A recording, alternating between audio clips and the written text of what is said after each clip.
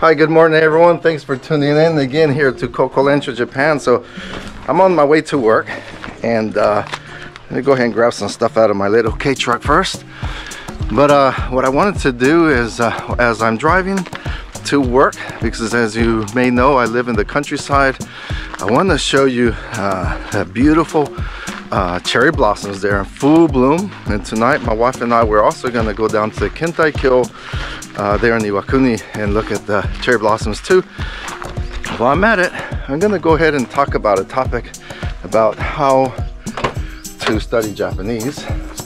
Right now, cherry blossoms, and then it's kind of foggy this morning, and there's this beautiful view as I'm driving in. If you have tuned in before, you know what I'm talking about. However, I think right now it's going to be particularly nice because the fog, and it rained, and the clouds are a little bit below us. It's just a gorgeous view, and then again the cherry blossoms are in full bloom. So I'm gonna go ahead and connect you to the dash and bring you along and talk about a couple topics about how I study Japanese. Disclaimer, I am definitely not proficient. I am almost 53 years old, getting there, and you know, it's not that easy to remember anymore. But that is no excuse. So the point is, if you're going to move to Japan or any other foreign country for that matter, take the effort to learn the language. Don't be that obnoxious Westerner that demands that people speak English, because quite frankly, folks here in Japan, Japanese for the most part do not speak English. So if you're going to move to Japan, you definitely need to make the effort. All right, folks, let me go ahead and connect it and make the drive and enjoy the view. Yeah, if you have any comments how you have became proficient or how you can study, please comment below and share with everyone, because everyone else learns from each other. So all right, let's go ahead and get on going. Okay, all right folks, I hope you enjoyed this short drive. We're not going to make it all the way down to the mountain. If you have seen my drive to work before video, this is going to be quite shorter. And again, I just want to talk about how you can study Japanese or any other foreign language for that matter. What I like to do first though is, you know, be nice to those that are trying to learn a different language. You know, many of us, we like to make fun of folks that have an accent or mispronounce something, or stuff is not grammatically correct. And you know, if you're that person, please don't do that. You know, it is very, very difficult to learn a language as an adult, especially. So with that being said, bottom line, learning any language, and Japanese specifically, it is not easy. So if you are being sold that learn Japanese in 24 hours or a month or 2 months, yeah, you're probably being sold something that is not necessarily true. All right, so as you can see right here, that all that is the fog that's coming up. That's what I kind of suspected, that was going to be a nice drive, and the cherry blossoms are in full bloom, so hopefully we can see them as well. If not, again this evening, and this will be a different video, we're gonna go down to the Kintai-kyo and just look at the cherry blossoms and have dinner. For my journey of learning Japanese has been a long one and I'm still not proficient. You know, it has been on and off throughout the years, but since I came to Japan about 6.5 years ago, what I've tried to do is to find different sources to learn. And that's kind of the point of this, is that there's no one way, there's no one course, no one app or anything like that, in my opinion.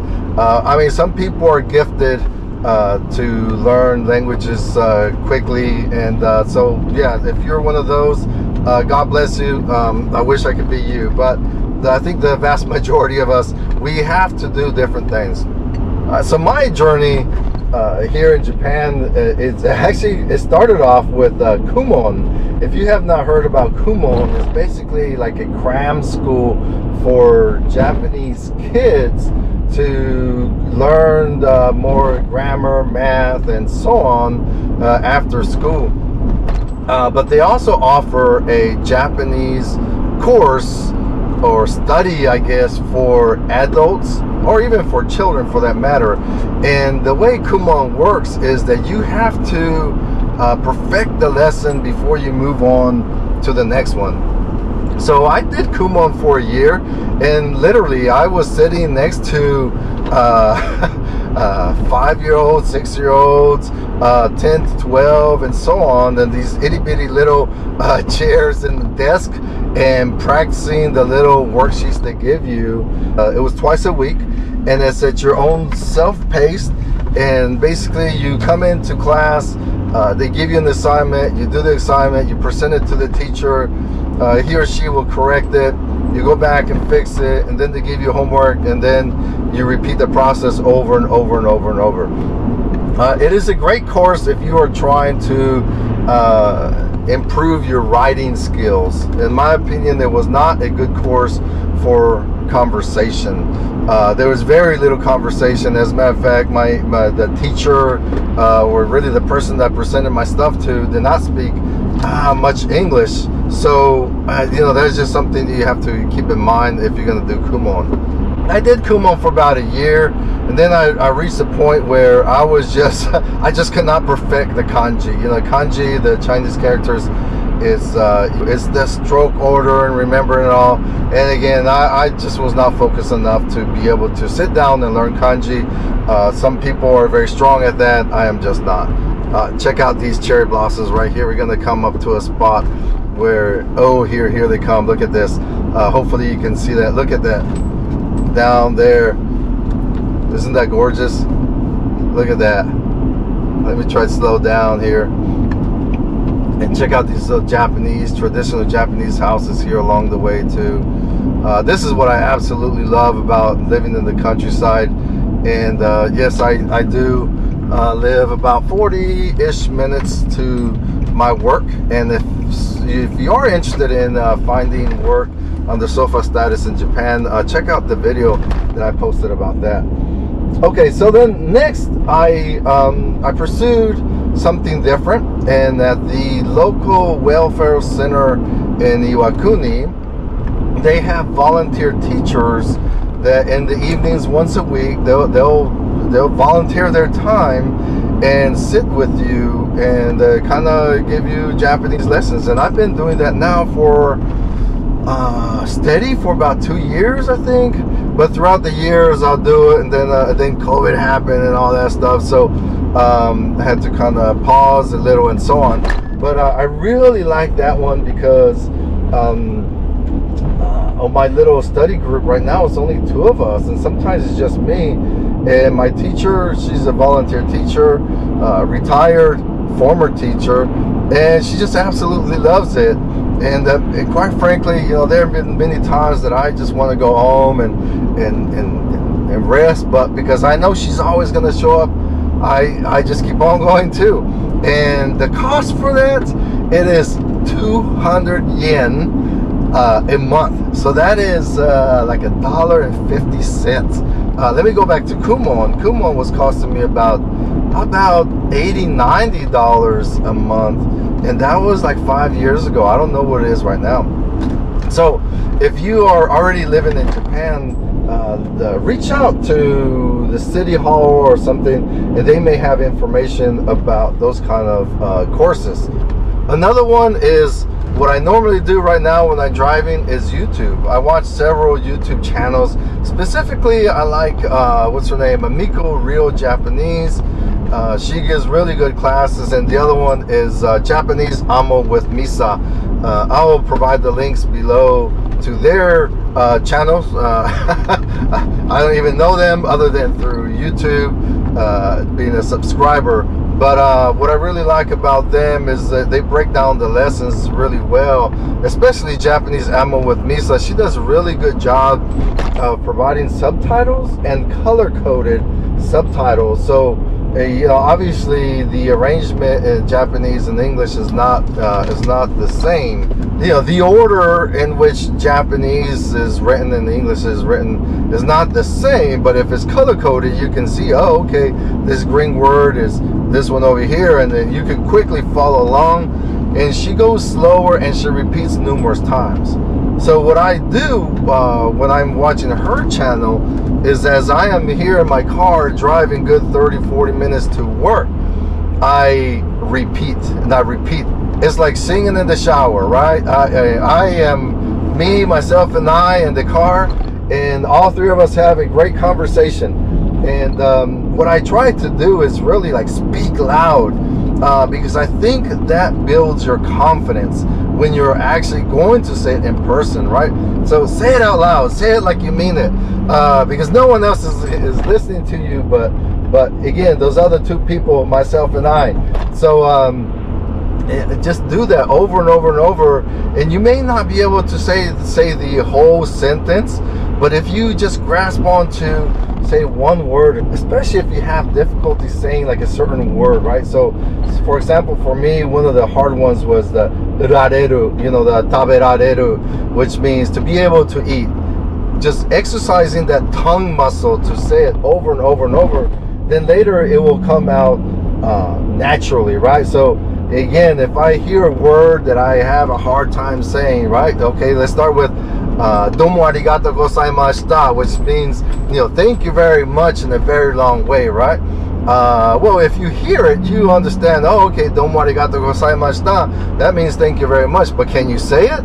You know, so challenge you, say it, just say it over and over and over and over, and before you know it, it's just gonna come out naturally. So that is another way, and I can spend good 30 minutes rehearsing and practicing Japanese while I'm driving.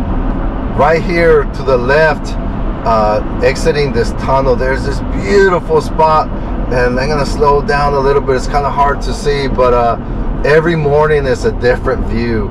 You can see the ocean from here, and sometimes the clouds, or we're above the clouds and you can see the ocean. Let's see what it looks like today. Now it's kind of hard to see, but sometimes it looks really beautiful, the clouds like a blanket, but today we missed it. Another way is different apps. I have several apps downloaded to my phone. One of them is Duolingo. You can do a free version, or you can pay for it, and that way you're not interrupted with you know, the ads and all that stuff. I have also started playing with, but I haven't really done much with Wanikani, but I have heard great things about it. If you have your favorite apps, please comment below, and again, you know, share with us, because this is how all of us learn, by other people reading the comments. And speaking of reading comments, I make an effort to reply to every single comment, so please do so, and share with us your experience. Another way is self. This, I mean, just buy a good book. There are different books out there. Just find one that's suitable for you. I think there was the Everyday Japanese and so on. There's different books, and just, you know, practice reading different books. And one other thing that I do, and I kind of, if you don't use it, you lose it, is that the muscle memory of writing, especially hiragana and katakana. Like I said, I'm kind of giving up on trying to learn how to write kanji, which is the Chinese characters, but at a minimum you should practice remembering kanji. And then there's different books out there like Remember the Kanji and so on. Is basically just making the effort of learning how to recognize the kanji, because after a while it does come together. But to become proficient at kanji, I mean, quite frankly, it would take a lot of effort.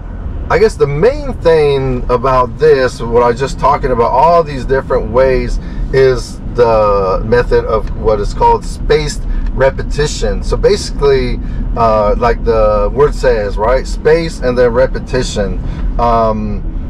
many times these apps, they provide the space repetition automatically. Flashcards, if you're a flashcards type of person, whatever works. But basically, it's not rocket science, especially if you're a little bit older or you just have difficulty remembering it. What I have learned is, you know what, don't stress over it. And so this spot right here, this is the highlight of the day every day. They've been doing construction on this spot here for years. I guess there was a mudslide, and yeah, so if you time that red light wrong, which, well, there's really no way to time it, is you get full 5 minutes of sitting there. And then, hey, I get to practice more Japanese. But anyways, just by trying the different methods, just give it the time and the repetition. And if you just cannot remember that one word, it just will not stick, don't worry about it. Just practice it several times and say it again, you know, a week later, 2 weeks later, and before you know it, all of a sudden it will stick. And that's what happens with me. If I just cannot remember that one word, I move on to the next topic, and then, you know, give it some time and repetition, and then eventually it will stick. In the future, I am planning on taking some college courses with probably University of Maryland or something, because I have you know, my GI Bill remaining that I kind of have to use up. I don't have a whole lot left, but I do have some months remaining. So I am going to use my GI Bill for some Japanese classes, and also I want to take some photography and like video editing. So continuously improving my YouTuber skills here. I'm sorry, I'm not the best, but yeah, I try to respect your time and make it enjoyable. So with that, if you enjoy watching someone living in the countryside or traveling around Japan in the camper van, whatnot, please hit like and subscribe and follow us along.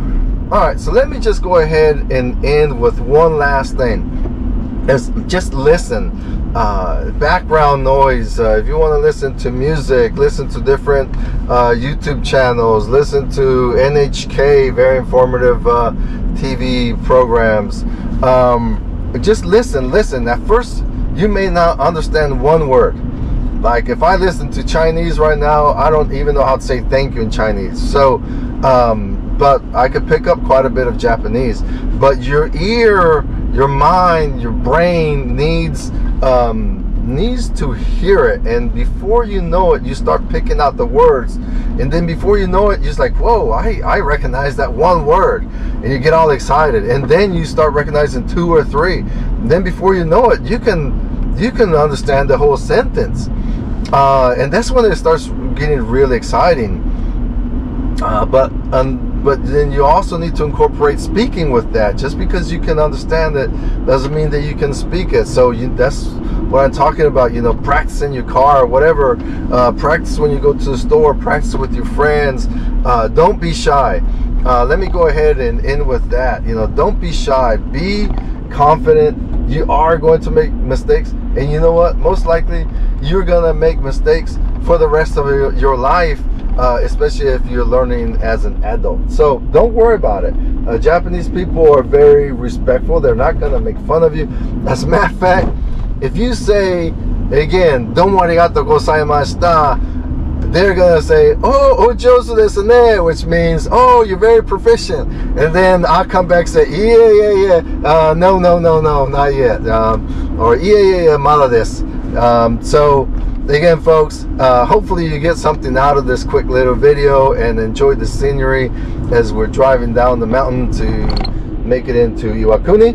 And stay tuned next for the cherry blossom. I'm just gonna walk around the Kintai, and then also another video would be from our local little park. Really gorgeous. All right, folks, have a great day. Bye.